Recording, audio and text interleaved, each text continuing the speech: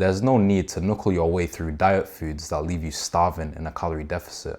If you want to get that lean, attractive physique, you need to stick to a calorie deficit. And to stick to a calorie deficit, you need to be full, you need to be satiated. So I'm going to show you the foods that you should eat in order to get those results, in order to stick to your calorie deficit and therefore get that lean, attractive physique as easily as possible. Now, there's something that sabotages every cut, every deficit, every time somebody tries to lose weight, there's something that sabotages that.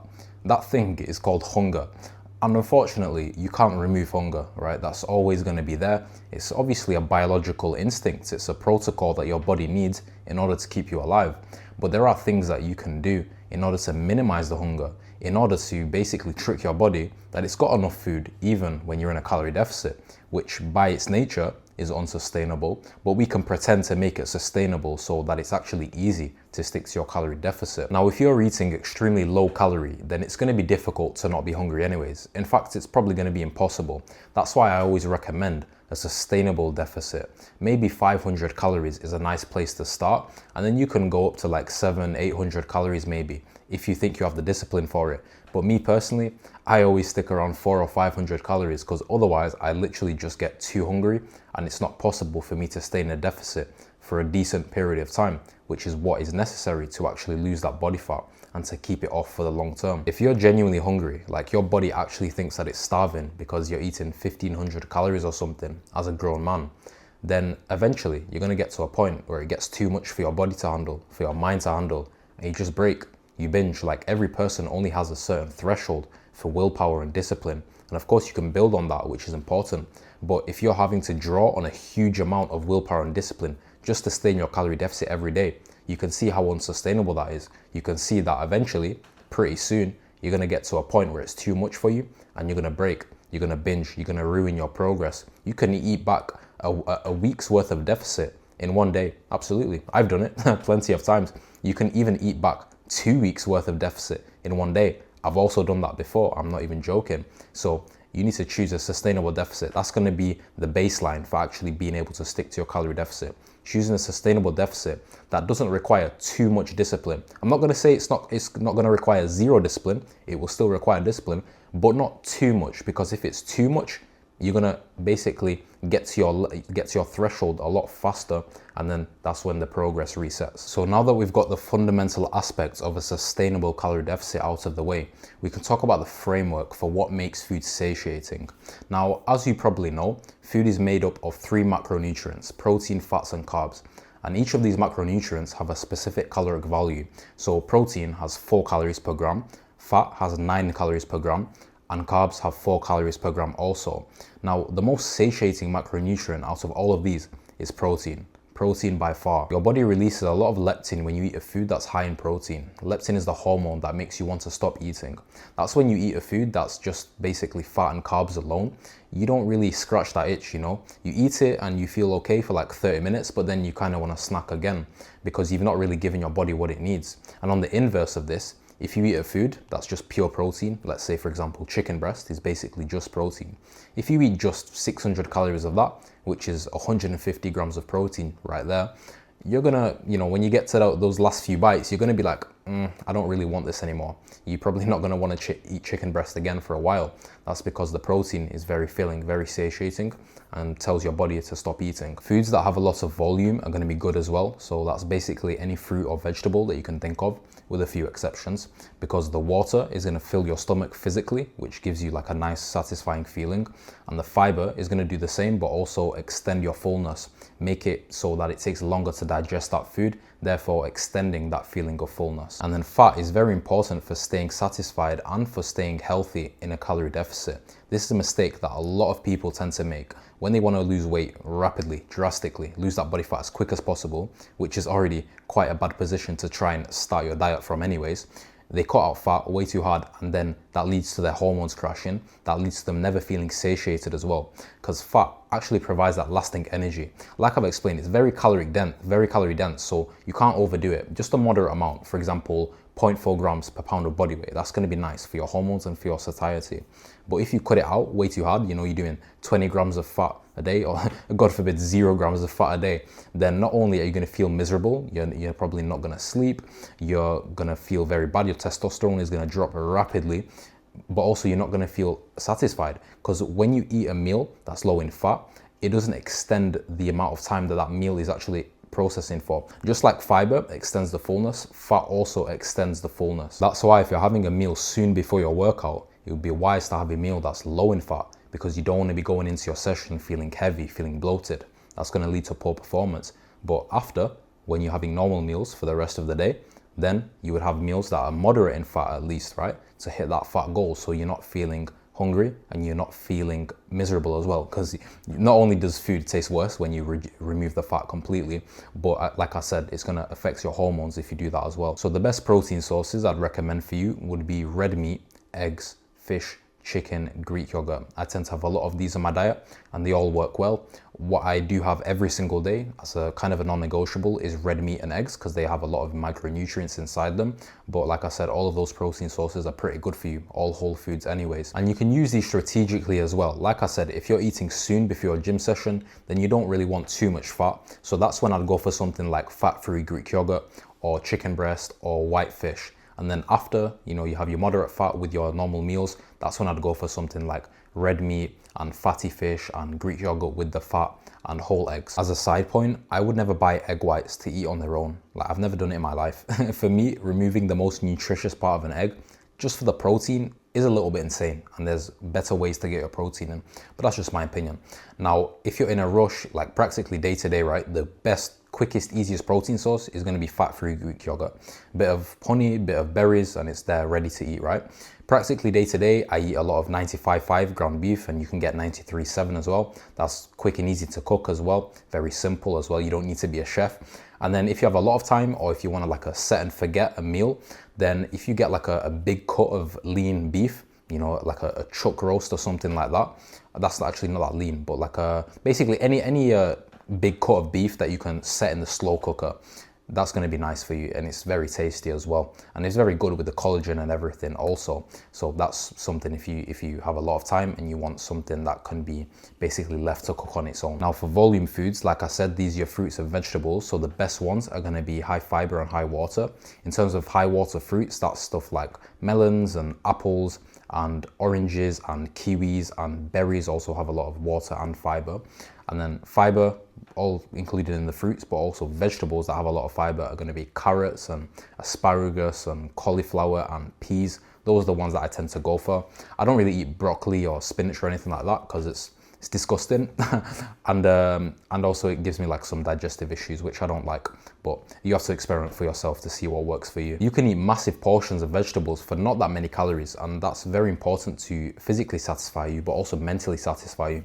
When you see a massive portion of food in front of you, it kind of makes you happy already, even if you've not eaten it yet. It's like, yes, I've got a lot of food to eat, and that's good. Like, for example, you can do cauliflower rice instead of normal rice. If you grate cauliflower and then steam it, that's like 3 times less calories than rice, but for the same amount of volume. Now, in terms of carbs, like, we still need a good amount of carbs to fuel our performance in the gym. It's very important. So I get most of my carbs from fruits and then from potatoes as well. When I'm in a calorie deficit, I do eat rice sometimes, but I tend to basically restrict it to just potatoes and fruit because those are going to be the most filling. The way that you cook these things as well can be decently important for satiety. For example, if you're going for maximum fullness, then I would opt for steaming or boiling your potatoes rather than air frying them with olive oil, because they're a bit easier to overeat. You know, if you dry the food out, then it's easier to overeat. That's why dry food is more calorie dense. It's easier to overeat. So if you're going for maximum satiety, then opt for methods where you're using water, which adds more volume to the food. Now, by the way, if you do want to work with me one-to-one to build a lean, attractive physique, then check the top link in the description. You can apply for one-to-one coaching with me. I'll obviously do all your nutrition for you, so you don't have to worry about doing it all yourself. You get a proven system that works to build that attractive physique. In terms of meal timing, I'm of the opinion that less frequent but larger meals will work better in terms of satiety. Now, I'm sure this depends on the person, but that's what I've experienced with myself and what I've seen in other people as well. So I would go for a maximum of 3 meals a day, maybe even 2 meals like I do. So you can have more food in a shorter amount of time, and you basically just extend the amount of time that you don't eat for. So for example, I don't eat for like the first 5 hours of the day. You drink some coffee, drink some water. That should be good for breakfast, right? Or for waiting until breakfast anyways. And then before your workout, you won't have too large of a meal because then it's going to take longer to digest. So you effectively save all your calories for the time of day that you're going to be most hungry. That's what I found works very well. If there's a specific time of day where you get very hungry, you save your calories for that time. For me, that's in the evening, that's after I've worked out. And for most people, it's going to be similar. You're going to be more hungry after you've lifted heavy weights, trained intensely in the gym, right? So if you work out in the morning before work, that's a situation where you would have a very small meal before your workout, like literally 100 grams of Greek yogurt with some honey, or maybe an apple and some honey, something like that. And then you would have a moderate meal after you finish lifting weights. And then you would have a larger meal with more calories later. And then if you work out later in the day, then it could be wise to extend the time that you don't eat for after you wake up, maybe just by a few hours or something. And then you have more calories to eat when you do eat later. A moderate meal before your workout probably, and then larger meals after that. Now, foods that you want to avoid when you want to stay full on a calorie deficit is things like pasta, bread, cereal, trail mix, nut butters, granola, any other junk food like Oreos and ice cream and donuts and pizza. Obviously that's common sense, right? But even the healthier options, like for example, trail mix, it's very high calorie, it's very calorie dense. All of those foods are very calorie dense. You're not gonna alleviate that much hunger. You're not gonna be that satisfied for what you're eating, for the amount of calories that you get. Pasta, very easy to overeat. Bread, even sourdough bread, I think it's quite good, but it's very easy for me to overeat, so I do limit it quite a lot.